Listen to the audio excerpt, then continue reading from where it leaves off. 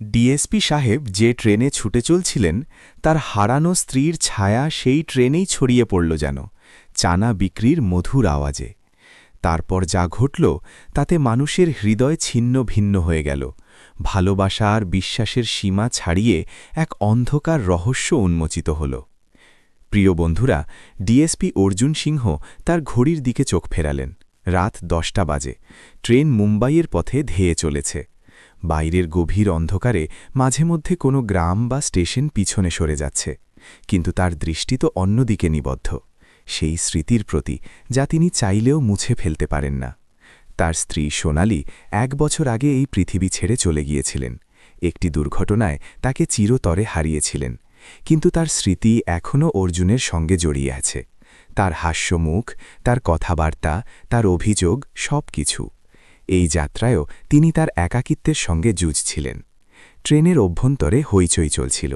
কয়েকজন লোক ঘুমিয়ে পড়েছিলেন, কেউ জানালা দিয়ে বাইরে তাকিয়ে আছেন, তো কেউ তাদের আলাপচারিতায় মগ্ন। অর্জুন একটা গভীর নিঃশ্বাস নিলেন এবং আসনে মাথা রাখলেন। ঠিক তখনই একটা পরিচিত শব্দ তার কানে ভেসে এলো। চানা নিন, তাজা চানা, গরম গরম চানা। অর্জুনের হৃদয়টা দ্রুত স্পন্দিত হয়ে উঠল। এই শব্দ, এ তো সোনালির শব্দ ছিল। তার মাথা যেন স্তব্ধ হয়ে গেল। এটা কি তার ভুল ধারণা? তিনি কি তার স্মৃতিতে এতটা মগ্ন হয়ে পড়েছিলেন যে প্রত্যেক শব্দ তাকে সোনালির মতো মনে হচ্ছে? কিন্তু না, এটা শুধু শব্দই নয়, অভিব্যক্তিটাও একই, উচ্চারণও একই ছিল। তিনি ধীরে ধীরে ঘাড় ঘুরালেন, এবং যখন তার দৃষ্টি সেই নারীর ওপর পড়ল যিনি চানা বিক্রি করছিলেন, তখন তার শ্বাস থেমে গেল। সেখানে ভিড়ের মধ্যে, ট্রেনের করিডরে, মৃদু আলোর নিচে সেই মুখ ছিল যা কখনো তার জগৎ ছিল। সোনালি জীবিত ছিলেন নাকি এটা অন্য কেউ? সেই মুখ, সেই শব্দ। অর্জুনের চোখ যেন ফেটে যাওয়ার উপক্রম। তার হৃদয় দ্রুত স্পন্দিত হচ্ছে। এটা কি তার কোনো বিভ্রম, নাকি যা তিনি দেখছেন তা সত্যি? সামনে সেই মুখ ছিল, সেই বড় বড় চোখ, সেই সামান্য বাঁকা হাসি, সেই সোনালি। কিন্তু এটা কিভাবে সম্ভব? তিনি তো চলে গিয়েছিলেন। নিজেই তিনি তার চিতায় আগুন দিয়েছিলেন, নিজেই তার অস্থি গঙ্গায় ভাসিয়ে দিয়েছিলেন। তাহলে এই নারী? অর্জুনের সমস্ত জগৎ যেন কেঁপে উঠল। তার আঙুলগুলো কাঁপতে শুরু করল।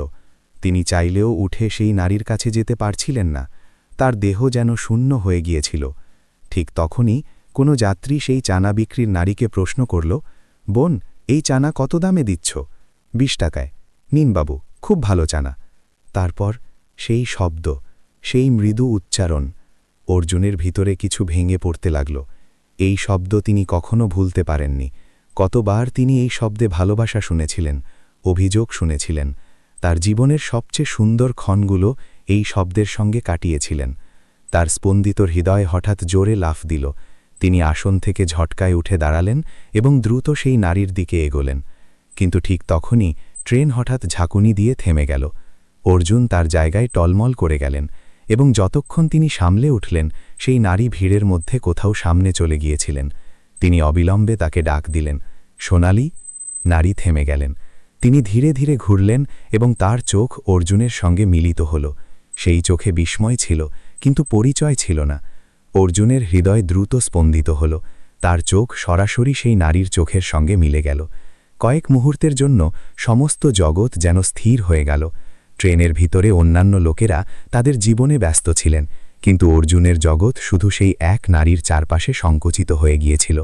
সেই মুখ ছিল, সেই চোখ ছিল, সেই শব্দ ছিল, কিন্তু তিনি সোনালির মতো লাগছিলেন না কেন? নারী কয়েক মুহূর্ত অর্জুনকে অদ্ভুত চোখে দেখলেন, তারপর চোখ নামিয়ে নিলেন এবং ফিরে তার চানার ঝুড়ি সামলাতে লাগলেন। সোনালি অর্জুন আবার গোঙানো স্বরে বললেন। এবার শব্দে একটু বেশি কম্পন ছিল, কিন্তু নারী কোনো প্রতিক্রিয়া দেখালেন না। তিনি তার দুপট্টা একটু বেশি মুখে টেনে নিলেন এবং ভিড়ের মধ্যে সামনে এগোতে লাগলেন। অর্জুনের পায়ে যেন কেউ শিকল পরিয়ে দিয়েছে। তিনি বুঝতে পারছিলেন না যে এটা কোনো খেলা ছিল নাকি তার সঙ্গে কোনো খুব বড় প্রতারণা হয়েছে। যদি এটা সোনালি হয়, তাহলে তিনি এখানে কিভাবে থাকতে পারেন? এবং যদি এটা সোনালি না হয়, তাহলে এটা এতটা তার মতো মিলছে কেন? অবশেষে সাহস জোগাড় করে তিনি তার পিছনে এগোলেন। লোকেদের সরিয়ে তিনি যেমনই তার কাছে পৌঁছলেন, তিনি ধীরে সেই হাত ধরে নিলেন। নারী চমকে উঠলেন। আমাকে ছেড়ে দিন সাহেব, তিনি উচ্চস্বরে বললেন, যেন তিনি ভয় পেয়ে গিয়েছিলেন। কিন্তু অর্জুন তার ধরা শিথিল করলেন না। তুমি কে?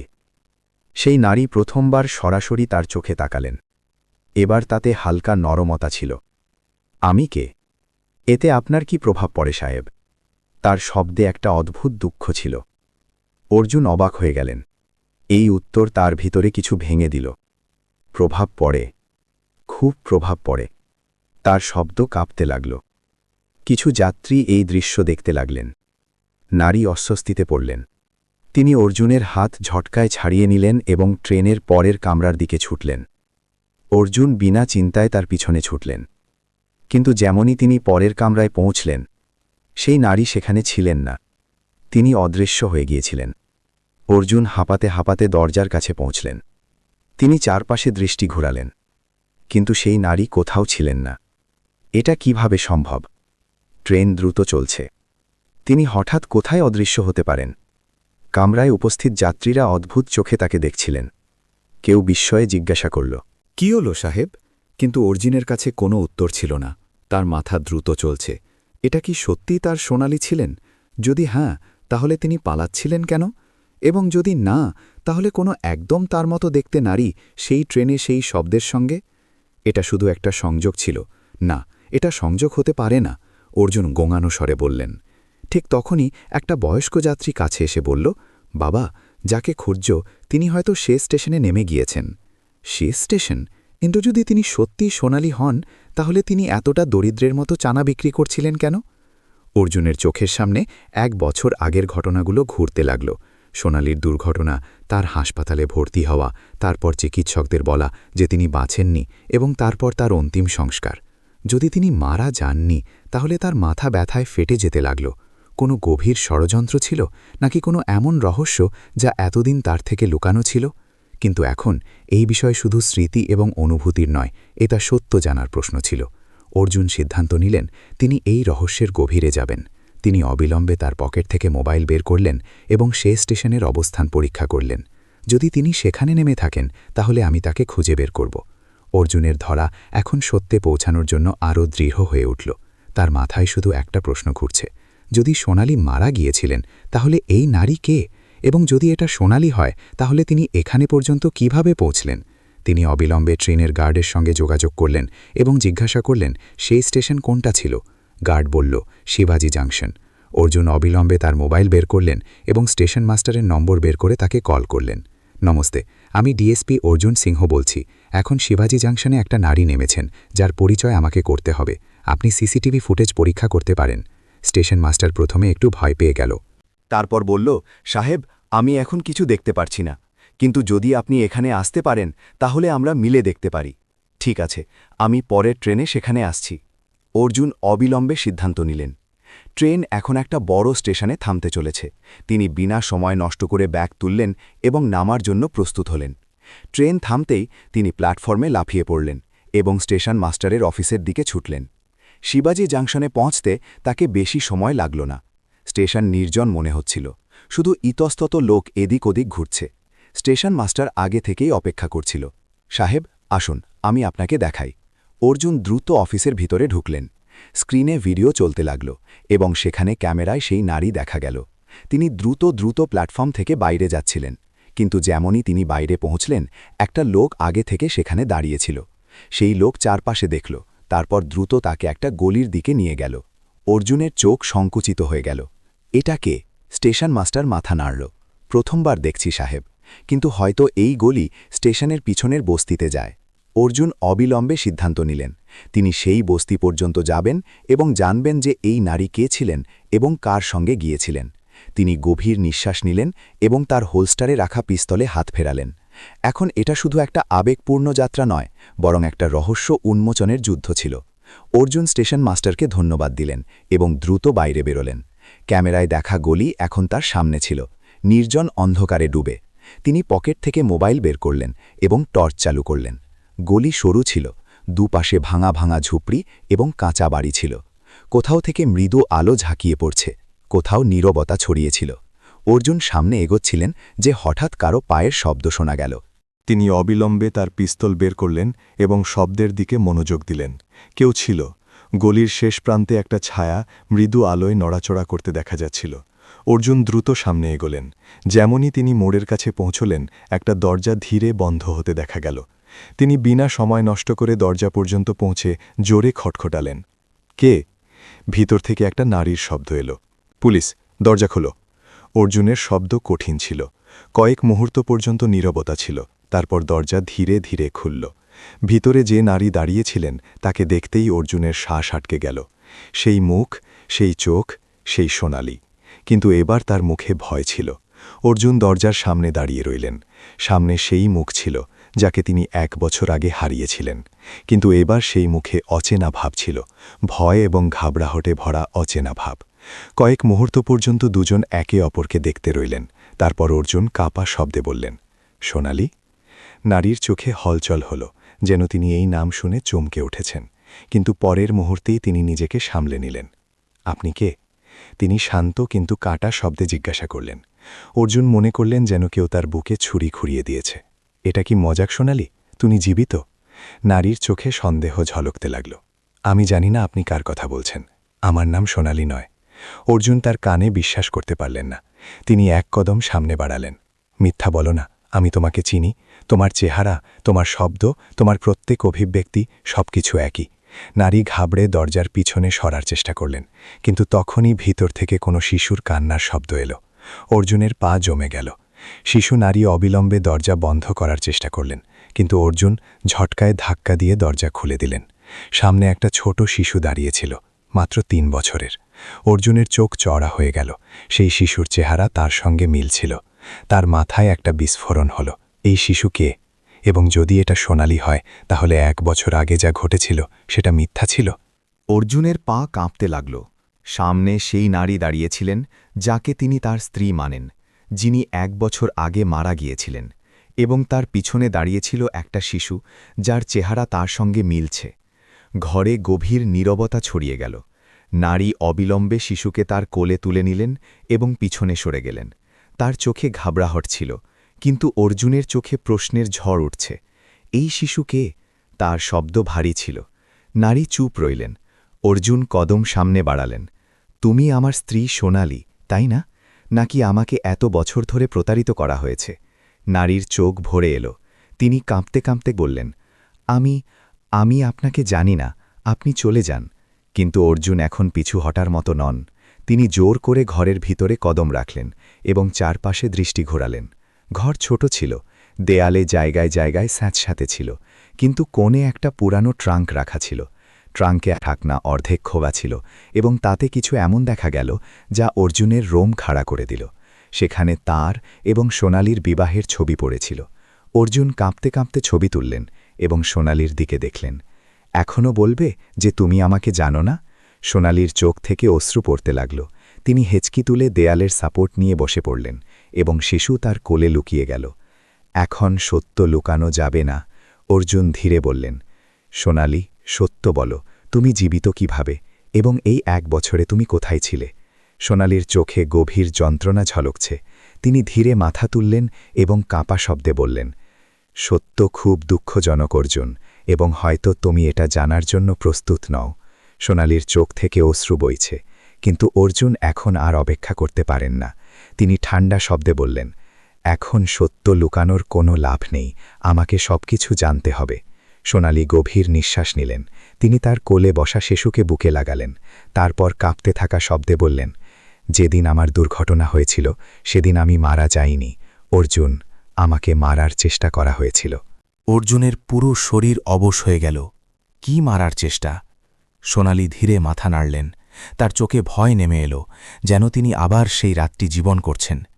দুর্ঘটনার পর যখন আমাকে হাসপাতালে নেওয়া হয়েছিল, তখন আমি অর্ধমৃত ছিলাম, কিন্তু তার আগেই কেউ আমাকে সেখান থেকে অদৃশ্য করে দিয়েছিল। অর্জুনের শ্বাস আটকে গেল। কে? সোনালির ঠোঁট কাঁপছে। তিনি ধীর স্বরে বললেন, তোমারই ঘরের কোনো নিজের লোক। অর্জুনের মাথা ঘুরে গেল। কে ছিল সে, এবং সে এমন কেন করল? সোনালির চোখে ঘৃণা এবং ভয় একসাথে ঝলকতে লাগল। তিনি শিশুর মাথায় হাত ফেরালেন এবং মেঝের দিকে দেখতে দেখতে কোনো মতে বললেন, তোমার বড় ভাই বিজয়। অর্জুন মনে করলেন যেন কেউ তার হৃদয়ে আঘাত করেছে। তার নিজের ভাই, কিন্তু কেন? তিনি সামনে বেড়ে সোনালির কাঁধ ধরলেন। সোনালি, সত্য বলো, অবশেষে বিজয় এমন কেন করল? সোনালির চোখ থেকে আবার অশ্রু বেরোল, কারণ তাকে ভয় ছিল যে এই শিশু তার সম্পত্তি ছিনিয়ে নেবে। অর্জুনের মুষ্টি চেপে গেল। তার নিজের ভাই বিজয়, সে সোনালিকে মারার চেষ্টা করেছে, এবং এই শিশু। অর্জুনের গলা শুকিয়ে গেল। তিনি কাঁপা শব্দে জিজ্ঞাসা করলেন, কি অর্থ? সে এই শিশু থেকে নিজের সম্পত্তি হারানো থেকে কেন ভয় পেয়েছে? সোনালি শিশুকে আরও কষ্ট করে ধরলেন, যেন তাকে কোনো অদেখা বিপদ থেকে বাঁচাচ্ছেন। তারপর তিনি ধীর কাঁপা শব্দে বললেন, কারণ এই শিশু তোমার উত্তরাধিকারী। অর্জুনের চোখ ফেটে যাওয়ার মতো খোলা ছিল। তিনি এক ঝটকায় শিশুর দিকে দেখলেন। তার ভিতরের পুলিশের দ্রুততা এবং এক স্বামী পিতার অনুভূতি পরস্পর ধাক্কা খাচ্ছে। তুমি বলতে চাও যে বিজয়কে এই শিশু পথের কাঁটা মনে হচ্ছে? সোনালি মাথা নিচু করলেন।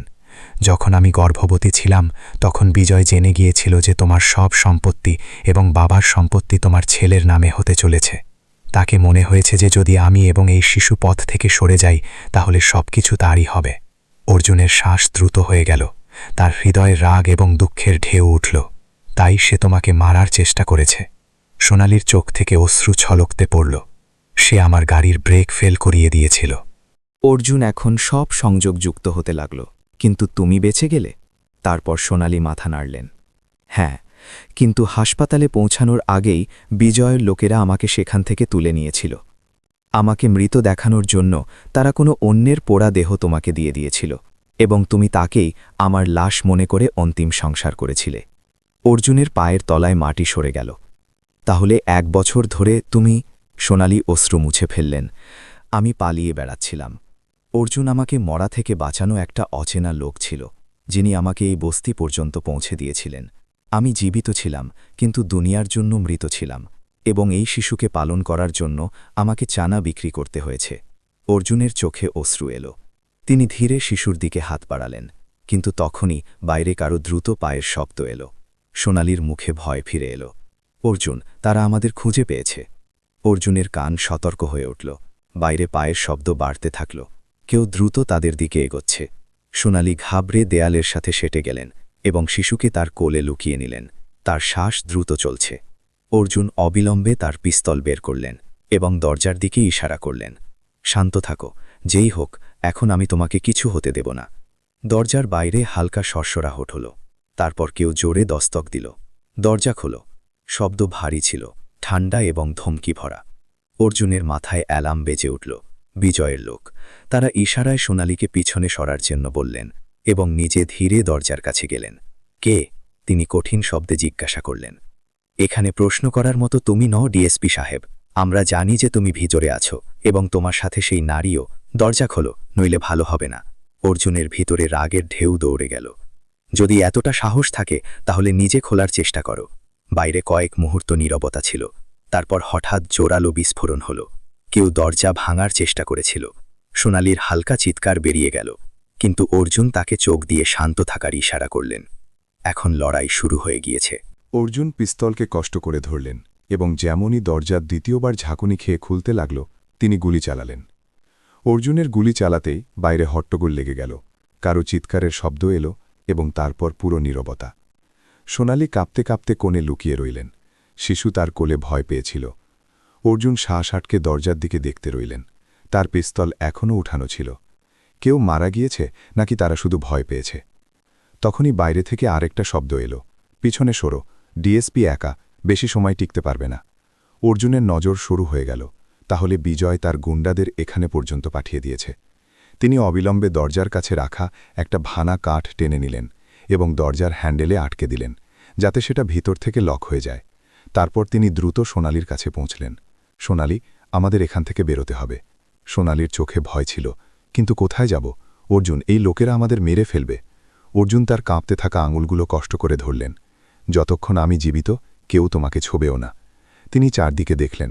ঘর ছোট ছিল, কিন্তু পিছনের দেয়ালে একটা ভাঙা জানালা ছিল। এটাই একটা পথ বাকি। অর্জুন অবিলম্বে জানালা থেকে বাইরে ঝোঁকে দেখলেন। পিছনে একটা সরু গলি ছিল, যা রেলওয়ে ট্র্যাকের দিকে যায়। দ্রুত বেরিয়ে যায়। সোনালি শিশুকে কষ্ট করে ধরলেন এবং কাঁপতে কাঁপতে জানালার দিকে এগোলেন। অর্জুন প্রথমে শিশুকে বাইরে বের করলেন, তারপর সোনালিকে সাহায্য করলেন। যেমনই তিনি নিজে জানালা থেকে বাইরে লাফানোর ছিলেন, দরজা জোরে ভেঙে গেল এবং গুন্ডারা ভিতরে ঢুকল। অর্জুন অবিলম্বে হাওয়ায় একটা গুলি চালালেন এবং বিনা সময় নষ্ট করে জানালা থেকে বাইরে লাফিয়ে পড়লেন। এখন তাদের প্রাণ বাঁচানোর দৌড় শুরু হয়ে গিয়েছিল। রেলওয়ে ট্র্যাকের কিনারে অন্ধকার ছড়িয়েছিল। সোনালি কাঁপতে কাঁপতে দাঁড়িয়েছিলেন। শিশু তার কোলে লুকিয়েছিল। অর্জুন দ্রুত তার কাঁধে হাত রাখলেন। আমাদের দ্রুত বেরোতে হবে, এর আগে যে তারা আমাদের ধরে ফেলে। তার শব্দে ঘাবড়াহট ছিল, কিন্তু চোখে এখনও সাহসের চিঙ্গারি ছিল। সোনালি মাথা নাড়লেন। তিনি খুব খারাপভাবে ক্লান্ত হয়ে পড়েছিলেন, কিন্তু অর্জুনের উপস্থিতি তাকে শক্তি দিয়েছে। তারা তিনজন ট্র্যাকের কিনারে কিনারে ছুটতে লাগলেন, কিন্তু তখনই পিছন থেকে গুলির শব্দ গুঞ্জে উঠল। অর্জুন অবিলম্বে সোনালি এবং শিশুকে নিচে ফেলে দিলেন এবং নিজে তাদের সামনে দেয়াল হয়ে দাঁড়িয়ে গেলেন। গুলিগুলো তার মাথার উপর দিয়ে যাচ্ছিল এবং কোনো পাথরে ধাক্কা খেয়ে চিঙ্গারি বেরোচ্ছিল। তারপর হঠাৎ একটা গুলি অর্জুনের কাঁধে লাগল। তিনি যন্ত্রণায় কাতরাতে কাতরাতে নিজেকে সামলালেন। রক্ত বইছে, কিন্তু তিনি থামলেন না। সোনালির চোখ ভয়ে ছড়িয়ে গেল। কিন্তু অর্জুন হাত তুলে তাকে চুপ করালেন। ভয় পেও না, আমি ঠিক আছি, তুমি শুধু শিশুকে নিয়ে সামনে এগো। কিন্তু তখনই বিজয়ের শব্দ শোনা গেল। পালানোর কোনো লাভ নেই ছোট ভাই, তোকে এবং তোর পরিবারকে মুছে ফেলতে এসেছি। অর্জুনের চোখ রাগে জ্বলে উঠল। তিনি পিছনে ঘুরে দেখলেন। বিজয় হাতে পিস্তল নিয়ে দাঁড়িয়েছিল এবং তার পিছনে গুন্ডাদের দল ছিল। তুই এতটা নিচে পড়ে যাবি? বিজয় নিজের ভাইকে মারতে এসেছে। অর্জুনের শব্দ কাঁপছে, কিন্তু যন্ত্রণায় নয়, বরং প্রতারণার জ্বালায়। বিজয় হাসল। তুই সব সময় আমার পথের কাঁটা ছিলি অর্জুন, এখন তোর অস্তিত্ব মুছে দেব। সে পিস্তল তুলল এবং ট্রিগার টিপল। গুলির শব্দ গুঞ্জে উঠল, কিন্তু এবার সোনালি ছুটে এলেন। তিনি অর্জুনের সামনে এসে গেলেন। গুলিগুলো তার বুকে ঢুকে গেল। অর্জুনের চোখ ভয়ে এবং যন্ত্রণায় ছড়িয়ে গেল। না, সোনালি লড়খড়িয়ে গেলেন। তার শরীর কাঁপতে লাগল। তিনি তার চোখ অর্জুনের ওপর রাখলেন, সেই চোখ যাতে 1 বছর আগেও ভালোবাসা ছিল এবং আজও সেই ছিল। অর্জুন, আমাদের শিশু, তিনি কাঁপতে কাঁপতে বললেন। অর্জুন ঝাঁপিয়ে পড়ে তাকে ধরলেন। সোনালি, কিছু বলো না, কিছু হবে না তোমাকে। কিন্তু সোনালি হাসলেন, একটা দুর্বল কিন্তু সত্যিকারের হাসি। আমি সব সময় তোমার সাথে থাকব। এবং তারপর তার চোখ বন্ধ হয়ে গেল। অর্জুনের হৃদয়ে ছিঁড়ে রাখা হয়েছে। সোনালির শ্বাস থেমে গিয়েছে। তার চিৎকারে গুঞ্জে উঠল। বিজয় হাসছে। এখন তোর পালা অর্জুন। কিন্তু তখনই পুলিশের সাইরেন গুঞ্জে উঠল। অর্জুন আগেই ব্যাকআপ কল করেছিলেন। পুলিশ বিজয় এবং তার লোকেদের ঘিরে ফেলল। একের পর এক গুলি চলল এবং বিজয় সেখানেই ঢলে পড়ল। কিন্তু অর্জুনকে কোনো ফারাক পড়ল না। তার দুনিয়া আগেই উজাড় হয়ে গিয়েছে। তার কোলে সোনালির নিথর দেহ ছিল এবং তার কাছে দাঁড়িয়েছিল একটা ছোট শিশু, যে কিছু বুঝতে পারছে না, কিন্তু তার মাকে জাগানোর চেষ্টা করছে। মাম্মা, ওঠো না, পাপা কাঁদছে। অর্জুনের চোখ থেকে অশ্রু পড়তে লাগল। তিনি শিশুকে তার বাহুতে সমেটে নিলেন। আজ তিনি সব কিছু হারিয়েছেন, কিন্তু তিনি একটা প্রতিজ্ঞা করলেন। তিনি তার ছেলেকে এই অন্ধকারে হতে দেবেন না। তিনি তাকে বুকে লাগিয়ে অন্ধকার থেকে বাইরে আলোর দিকে এগোতে লাগলেন, কারণ সোনালির ভালোবাসা সব সময় তার সাথে থাকবে। বন্ধুরা, এই গল্প সম্পর্কে আপনাদের কি বলার আছে কমেন্ট করে অবশ্যই বলুন। এবং যদি এই গল্প আপনাদের হৃদয় ছুঁয়ে যায়, তাহলে ভিডিওকে লাইক করুন, চ্যানেলকে সাবস্ক্রাইব করুন।